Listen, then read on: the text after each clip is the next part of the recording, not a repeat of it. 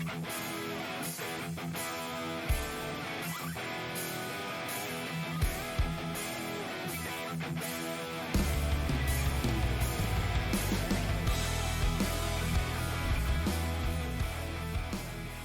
everyone, welcome to another English Just Bring It podcast. Today we will talk about wrestling entrance themes and any kind of music inside the wrestling business. For this special topic, Daniel has invited a special guest from Arenataping. So let's listen to what these two guys are going to tell us.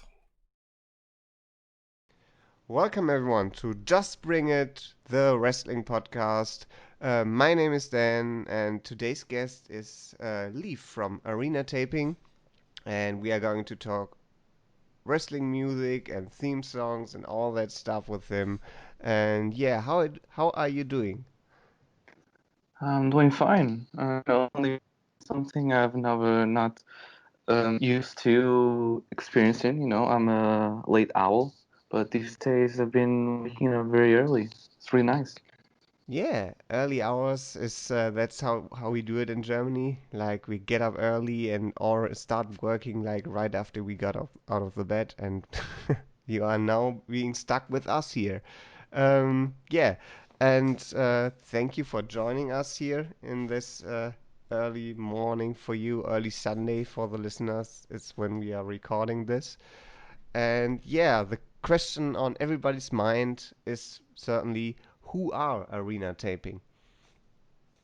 Arena Taping is it's a project, right? Where me, Leaf, I manage all the accounts on social media, and I am accompanied by a good friend of mine, which is Mason. He helps out doing the research and writing the articles and contacting the people, right? But arena taping as a whole is us and the community. So there's no such thing as we are four people, we're three people. No, we're everybody. So the project basically is putting the wrestling music into the mainstream media and making people see that this is a real thing and not something that's niche and boring to talk about. Yeah, and you mentioned there bringing wrestling music in the mainstream media. You already managed to get like in the big wrestling news, like with Wrestle Talk News and something like that. How was that feeling for you? I mean, it was completely different from years back. You know what I mean? Because when WWE or NGPW released a new album, it was just like, oh yeah, they are releasing a new album. Here's a track list. Difference now is that now that we have a source for all the wrestling music news, it can be linked to the stories that are being told on broadcast. You know what I mean? So when the first time that we got onto the mainstream media was with Seth Rollins and Karrion Kross theme songs, right? Because everyone was curious, um, where did we come from? And that was right in the same time that WWE um, released a trademark, right, of Death Revel, and everyone was like, "What the hell is this?" And we were the first to report that, in fact, Death Revel is the name of WWE's new music team, and it's been a uphill battle from there on the mainstream media. Yeah, we will actually talk about that a little bit more later. But first, I really wanted to know how did you come up with the name Arenataping? What is that all about? Arena taping. Me and Mason sit down back in 2018, trying to see which kind of names we would get, and arena taping was one of the first, right? It was very obvious. It comes from back in the 90s, when WWE used cassettes, right? They were called arena tapes, and we just grabbed that and made it our name, and it's very easy to put in our heads, right? And sketchy, and it's very related to wrestling. It doesn't mention wrestling in a way, you know what I mean? So yeah. Yeah. So that's nice to hear. And the follow-up question there would be, are you impressed how your idea from 2018 has developed like into the present day? Yeah, at the time in 2018, the plan was to, make Jim Johnson music more prominent into the mainstream media because of the Uncaged series, right? But then something happened out of our hands, which made us, get our hands into the research part, which was when CFOs got fired. And we spent a lot of months trying to find out what was going on because we have sources close to CFLs, and we couldn't find anything because later on we found out that they had an NDA. So eventually, by December of last year, we found out the new team, and thereon the research kind of paid off. So yeah, that would actually be the follow-up question. What was your reaction to the developments at WWE Music in the last few years, with Jim Johnston being fired after like 30 years? Then they hired CFOs, and then the unfortunate downfall of CFOs happened, and now we got Def Rebel in 2020. What was your reaction to all of this? It doesn't look like a lot on the surface level, but behind the scenes, there's a lot that has happened in the past 3, 4 years in WWE music. It's sort of like a principle in WWE to not talk about what's happening inside. You know what I mean? Hmm? Um, in the mainstream media, when you find rumors and the dirt sheets, I find it really surprising how people just say things out there so freely. Of course, they're anonymous, right? But when it's very specific departments within WWE, it's very difficult to get some news from and getting sources from. Um, and compared to 3 years ago, we had basically one source, and now we have a team of sources basically, where we can, bring the most accurate information as possible. That's nice to hear. And do you have any information what is going on with Jim Johnson? Now, of course, he did the entrance theme for PCO in Ring of Honor, but other than that, there has been like everything has been silent around. And I know there's this fake Twitter account that isn't the real one, but other than that, there's nothing about Jim Johnson that we actually hear. What is he doing these days? Well, Jim Johnston is actually working. He's a freelancer, you know what I mean? He has a website. You can contact him if you want, jimjohnson.com. But he is working. He's working on new music. He released a single last year, his first solo single. And then on, he's been working behind the scenes. As far as I know, I think he has been working with a company, but I can't put a name on it. But yeah, he's a made man, you know what I mean? Very busy. With the company, you mean wrestling company or like something Unrelated to outside, wrestling. Unrelated to wrestling. unrelated to wrestling? Okay, because there are a few companies that would have started in 2020, but then yeah, the pandemic happened. Like for example, the wrestling promotion of Gail Kim and Lita, and yeah, that probably got delayed for next year. So I could have seen him producing the entrance themes there I mean, because he's open for anything, right? As long as he's being paid, he's gonna do anything that the client wants. You know what I mean? that's nice to hear. So hasn't been burned by the way he was treated in his yeah release by WWE. I mean, as a musician, right? The number one thing in work is making music, right? So he can put that aside. You know what I mean? Yeah, there was that one interview I had with he had I believe it was with what's his name he was a former interviewer at WWE. Sean Mooney, yeah, that's him. Hmm. Where he explained about he told his story and his passion for music. So I can see that he is not really burned by all of this. Um, Yeah, and the question is like, of course, you had Jim Johnson, now you have Def Revel in WWE, and you have Mikey Rukus in AEW, and you have Dale Oliver in Impact. Not anymore. Um, what what what was that? Dale Oliver is not working with the Impact anymore He's not working with Impact anymore. See, for like 2 years now, I think. 2 years now. That see, like that's something that I didn't know. That's a shame. Um, yeah, Dale Oliver, he's been there for a while.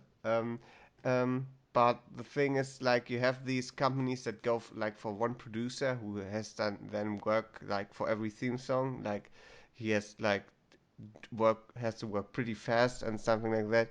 And then you have Ring of Honor and New Japan who are going with like multiple talent for entrance themes. So what do you think is the better way? Getting one producer for the music or having multiple people? Well, the way NGPW work is reminiscent of what happens in a lot of Japanese companies, which primarily video game companies, where they have a sound team of many people working on music. And I think that's better in the long run because you don't burn out one person, you know what I mean? Of course, there's difference between people, right? Jim Johnson was very passionate about his work and he did his best, right? Mikey Rukus is something out of this world. Is amazing because he has to do the music, he has to control the music, copyright, licensing, syncing. Has to put it on cues, and that's a lot of work. And out of all the people working on music right now, Mikey Rukus is the most impressive. However, for a to have a better synergy with working with music, I think NGPW's way to do it is the best one, and it is the way that WWE is working right now. They have a team of producers now. Def Rebel is not just one person; it's like five people working. Um, oh, I didn't know that. I actually thought it was for the moment. Actually, it was only that one guy that everyone sees on Twitter. um, who is Yeah, doing an interview, I believe, or has done an interview the 1st of September, uh, his very first one. Um, I believe his name is Anthem Arabella. yes, that's the name. Yes, and he has done an interview with let me see with Marked Out podcast, I think that's the name. marked out. Yes, that's it. It's in the Smart Mark show. Yeah, that's where he did an interview. So everyone, it's been out However, since not September the first 1st. interview, actually. The first, it was back in July or August. The Supreme Madness of Def Rebel did two interviews with the Swerve show, and he gave a lot more information actually. And he's very kind, very awesome. That's awesome to hear. Like there's a lot going on that doesn't hit Twitter or YouTube that much, but it's still there. So there's a lot of information to get out of wrestling music if you're really getting into it. Um, that's awesome because I remember back in the day where like nobody knew who Jim Johnson or Dale Oliver were, and Oh you yeah. you are lucky if you found the song on YouTube or something because it hasn't been released for ages, for like 5 6 years. Like for a Yeah, time, the only songs that were get released were those that weren't done by the producers of the company, like that were from bands like 3 6 Mafia or POD. These songs were getting released, but the other stuff, no. You had to wait for these albums. Do you remember these WWE music albums to get um, released? well, I don't remember being part of waiting for them to be released, but I do remember, well, I have researched how that works. WWE had two record labels along their history.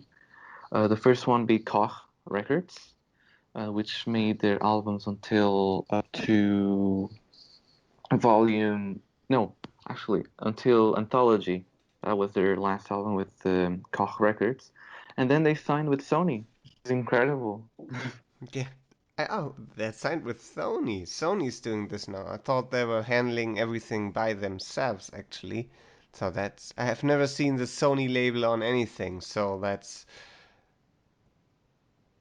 interesting. Um, what happened was WWE didn't use Sony's main record label. It was Columbia Records, and you can find their logo on most of the albums from Volume 6 and Originals up to Volume 9, which means their last album, which was Volume 10, was released on their own.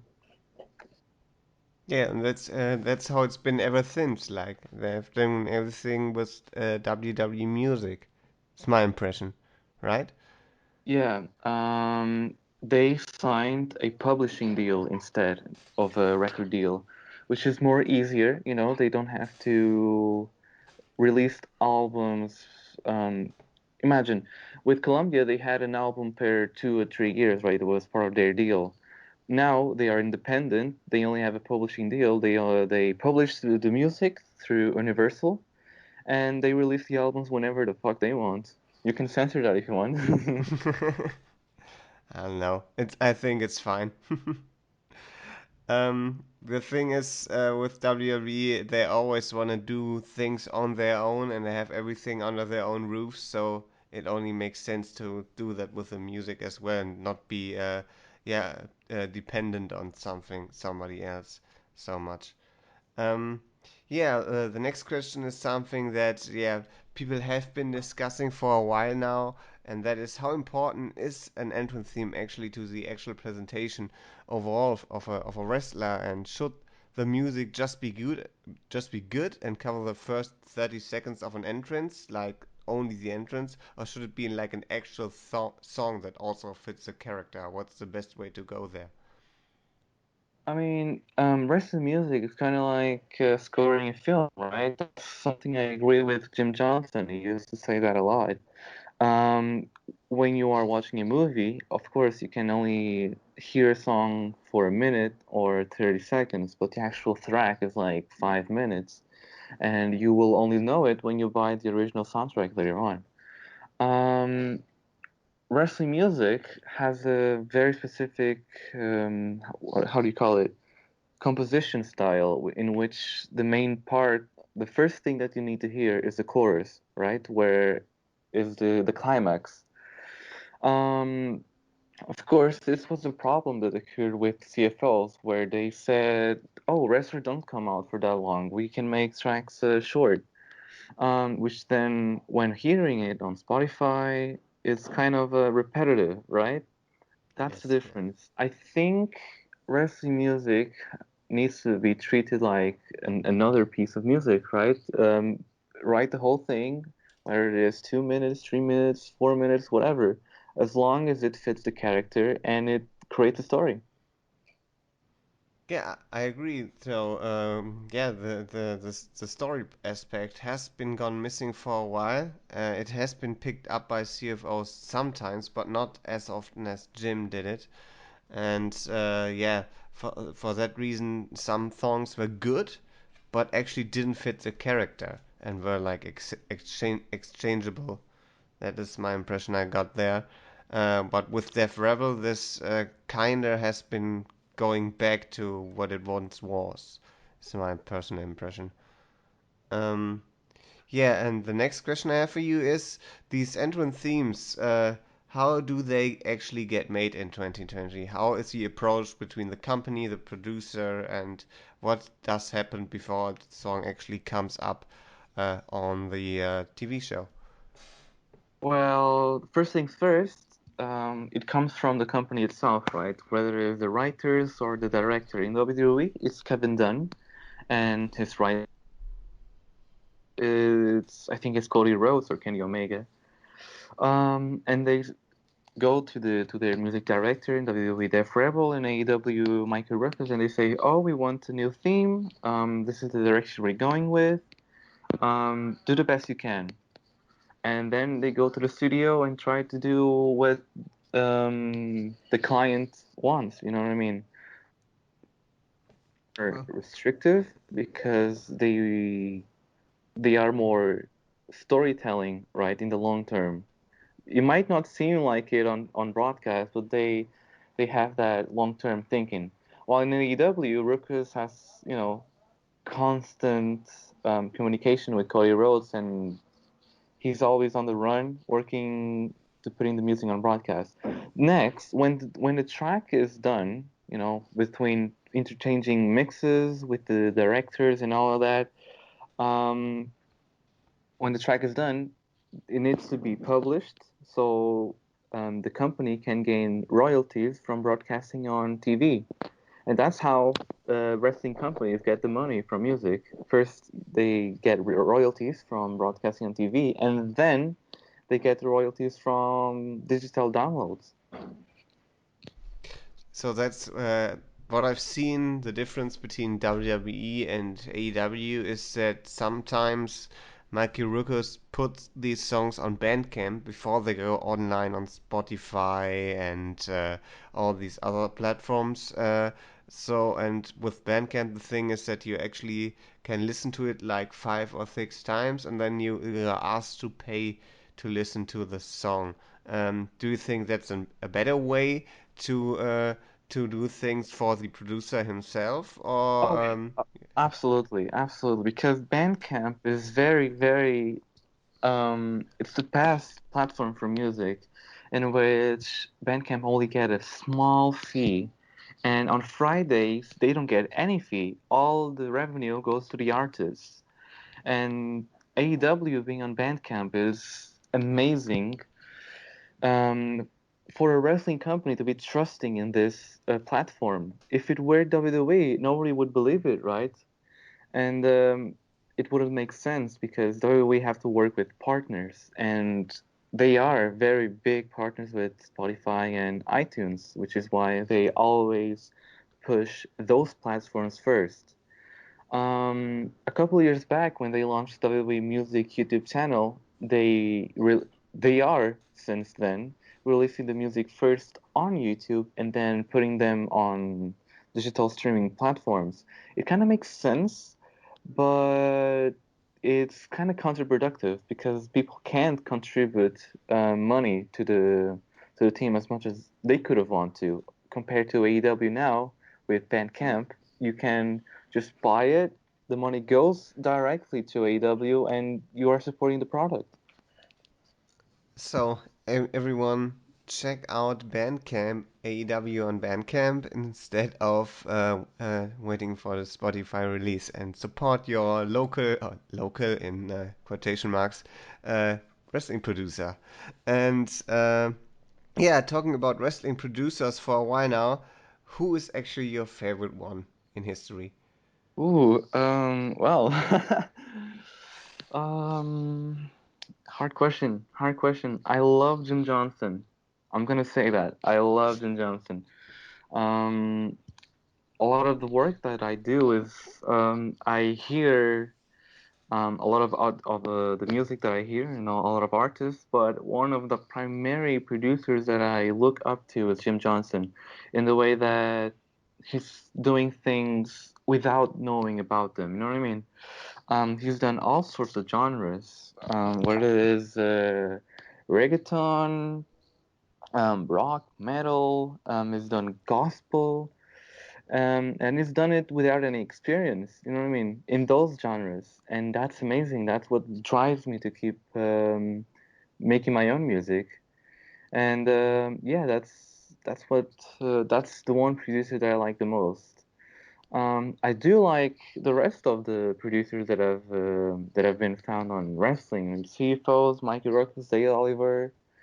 Um, they all have redeemable qualities about them, but on top of my list, Jim Johnston. So, do you see Jim, even though WWE doesn't do this with backstage people, but the fans have been clamoring for it for a while, do you see Jim Johnson entering the Hall of Fame eventually? I don't think that's gonna happen. I don't think that's gonna happen because, as Jim Johnson said, there were a lot of politics behind the scenes, and somebody out there wanted him out, and unfortunately, not gonna be on a Hall of Fame in my view. You say somebody. And you mentioned before that Kevin Dunn is involved in the process. So, do you have any information on actually who wanted him out? I can say one thing. It wasn't Neil Lowry. A lot of people talk about Neil Lowry because he's the general manager of WWE Music Group. So he has to oversight everything that happens, whether it's new music, whether it's production music. But it isn't him. It isn't him. Absolutely not. It's somebody else. I don't know who it is, Okay. but it is someone out there. Probably not from WWE Music. Probably someone from WWE. Um, I wouldn't say Vince because it took him a while to fire him over the phone, but it's somewhere out there. It's weird with WWE. Sometimes a few years before that they fired their timekeeper, Mike Geaton, who's been there also for 30 years, and in his 60s, and they just went from one day to another. Yeah, goodbye. Or with Mike Chioda, the referee, who's been there for ages, like in the Attitude Era and stuff, and then they go, yeah, you're done now, and he was like, what? Why? Why? Well, I That's don't know if there was politics behind those firings, but Jim Johnson, it went a long while. It was, something was happening, and I cannot say what happened actually, but it went back to a lot of years. You know what I mean? When CFOs got on track, it was first of all when CFOs got on track, it was a deal, right? WWE signed a deal with Wind Up Songs. Um, and then eventually that deal ended on a sour note and kind of reminiscent of what happened with Jim Johnson.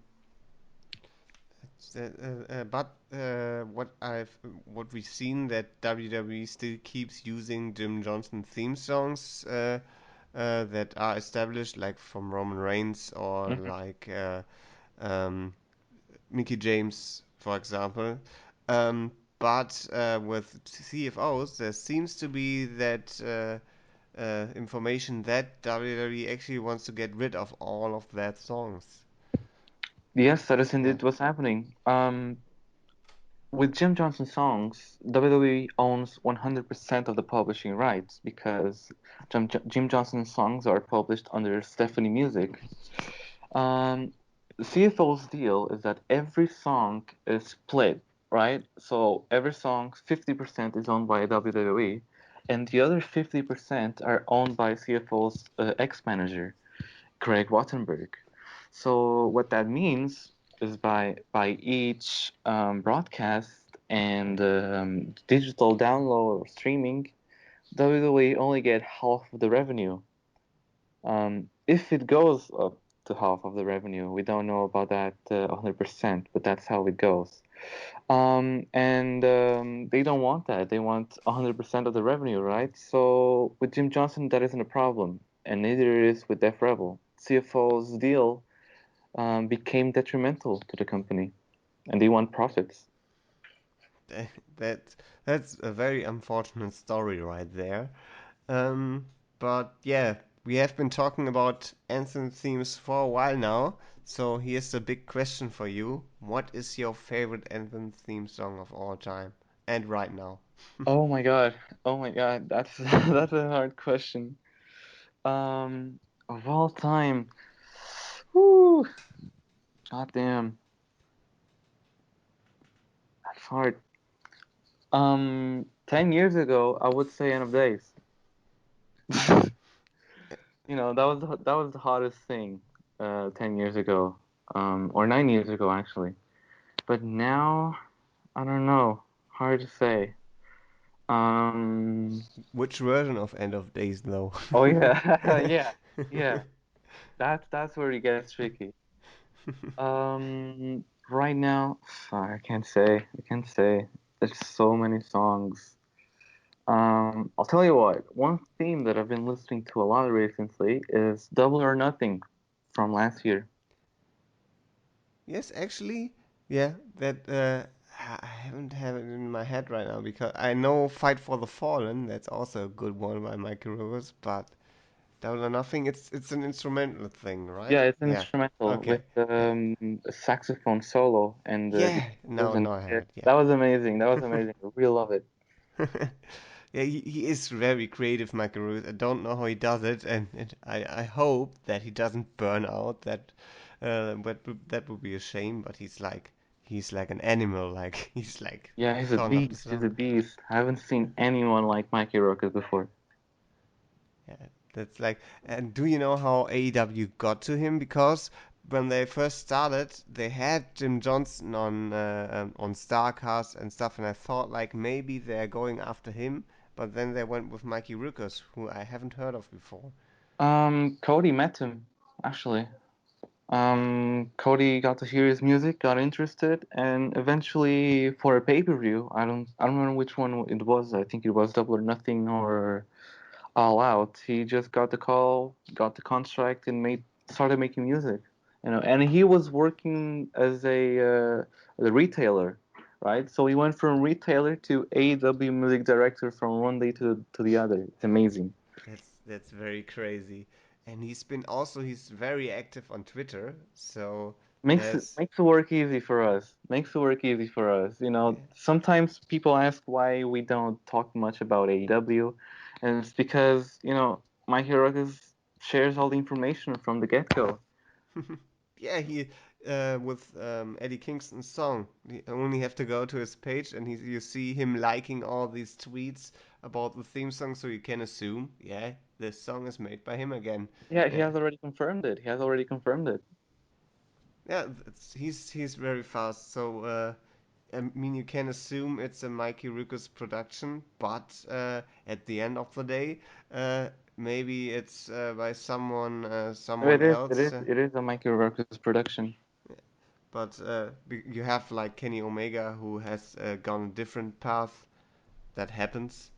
Um, and of course, you have these songs by the Japanese people like Yuki Sakazaki that are not Mikey Rugo's productions. And it's very unfortunate. As I've seen, there's like the Yuki Sakazaki theme song is available on no platform at all. Nothing. No Bandcamp, no Spotify, nothing. That makes a lot of people very sad because everyone loves this. Ay ay ay ay ay. Well, that's the thing that's very common with the wrestling companies, in which they reach out to production libraries and they license the tracks that they want to use. And most of the time, those tracks aren't available anywhere. They're meant to go to TV. They're not meant for consumers. Um, Eventually, in the last couple of years, that has changed. A lot of those companies have tried to put their music on Spotify so people can hear them. Like libraries like Cezanne, Bibliothèque. Um, there's Alberto Carrillo's previous theme song is on Spotify, which is made by, if I'm remembering correct, Kickback. Um, But yeah, sometimes it is the way that it is, and it takes a lot of time to find some of those tracks. The Gap theme song, it took about 3 4 months to find out. Your audio has been gone missing there. I guess you have to repeat that.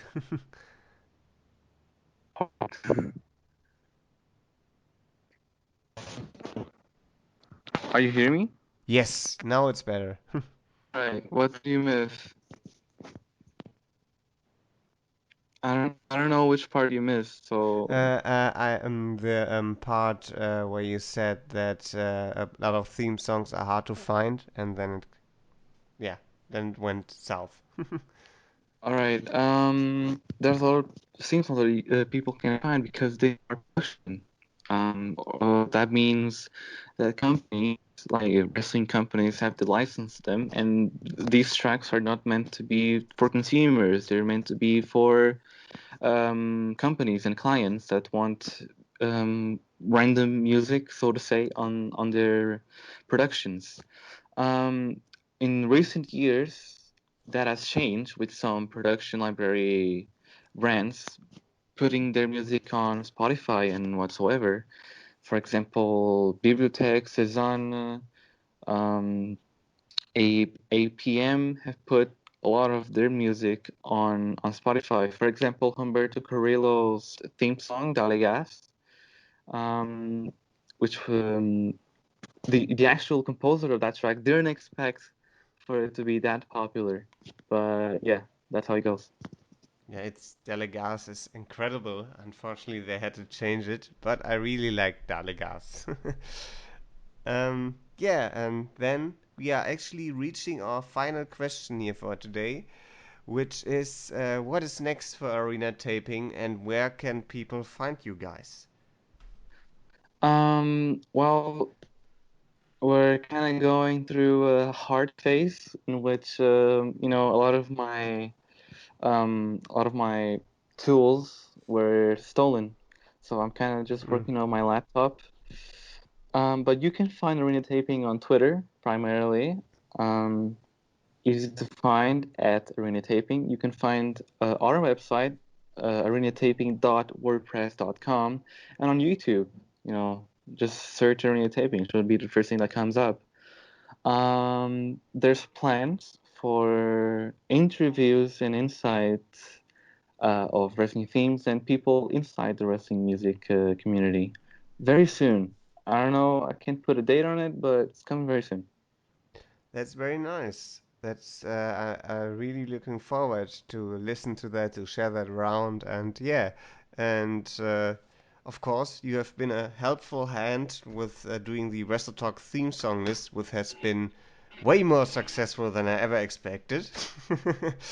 And yeah, that's really really nice to have somebody that really uh, um, yeah, collects all that information and get that out there. So you've been a trusted source now with multiple outlets in wrestling, and that's very very very nice to have. And I hope we hear from you a lot in the upcoming month and years. I hope so too. I mean, I can only see this going upwards now. Yeah, let's fucking go. Yeah, hell yeah. So thank you very much for joining, uh, and I wish you and everyone listening to this a great day, and see you soon. Goodbye. See ya. Dankeschön. Thank you to Daniel and Lee for that very interesting talk with a lot of information about entrance themes, about music in wrestling. And for everyone else, if you have any more topics that you like to hear from us, just post it inside our comments. And I wish you a good day, a good morning, a good night, like on any time you are hearing this. Hear you soon.